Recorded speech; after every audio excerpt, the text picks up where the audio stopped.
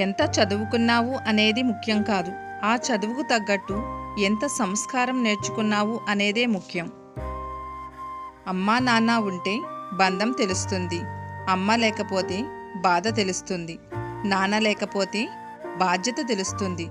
ఇద్దరూ లేని రోజు బ్రతుకంటే ఏమిటో తెలుస్తుంది.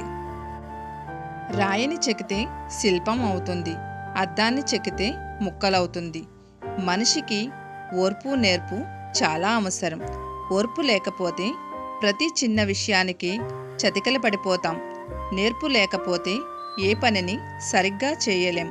అందుకే మనిషికి ఆస్తి అంతస్తు కంటే ఓర్పు నేర్పు సహనం ఉండడం చాలా ముఖ్యం. మనిషి ఎన్ని కోల్పోయినా పర్వాలేదు, కానీ తన ఆత్మవిశ్వాసాన్ని మాత్రం కోల్పోకూడదు. ఆ ఒక్క ఆత్మవిశ్వాసం ఉంటే చాలు.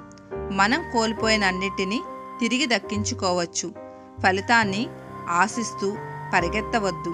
పని చేస్తూ పోతే ఫలితము పరిగెత్తుకుంటూ వస్తుంది.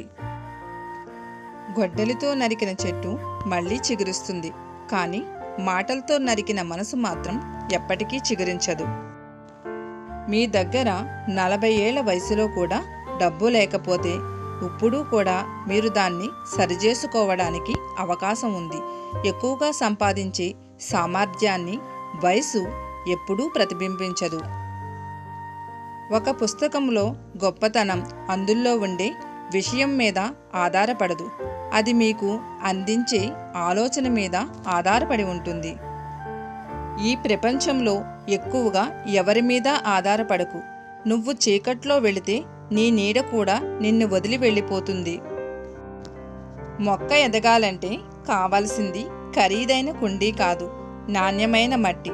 అలాగే పిల్లలు ఉన్నతంగా ఎదగడానికి కావాల్సింది సంపాదన కాదు, సంస్కారం. జీవితంలో సుఖంగా ఉండాలంటే ఈ 3 పనులు తప్పనిసరి. ఎప్పటి పనులు అప్పుడే చేయాలి, ఎక్కడ వస్తువులు అక్కడే పెట్టాలి, ముఖ్యంగా ఎక్కడి విషయాలు అక్కడే వదిలేయాలి. విశ్వాసం లేని వారితో, వ్యాపార సమయం లేని వారితో స్నేహం ఎంతకాలం ఉన్నా వ్యర్థమే. నో చెప్పాల్సిన చాలా చోట్ల మొహమాటంతో ఎస్ చెప్పడమే జీవితంలో ఎదురయ్యే చాలా సమస్యలకు కారణం. నా వల్ల అవుతుందా అని నిరుత్సాహపడకుండా నేను చెయ్యగలను అనే నమ్మకంతో ప్రయత్నిస్తే ఏదైనా సాధించగలం. మనుషుల మధ్య దూరం పెరగడానికి కారణం ఎల్లప్పుడూ మేమే కరెక్టు, అవతల వాళ్ళు రాంగు అనుకోవడం వల్ల మాత్రమే. రాముడు అంతటి వాడికి హనుమంతుడి అవసరం వచ్చింది. మనుషులు మనమెంత, నాకెవరూ అవసరం లేదని విర్రవేగకండి. కాలం చాలా శక్తివంతమైనది. రూపురేఖలే కాదు, చేతిరేఖలు కూడా మార్చేయగలదు. కృష్ణుడు భగవంతుడు కావచ్చు, కానీ యుద్ధం చేసింది మాత్రం అర్జునుడు. మనం నేర్చుకోవలసింది ఏమిటంటే భగవంతుడు దారి మాత్రమే చూపుతాడు, కానీ జీవితంలో పోరాడాల్సింది మాత్రం మనమే.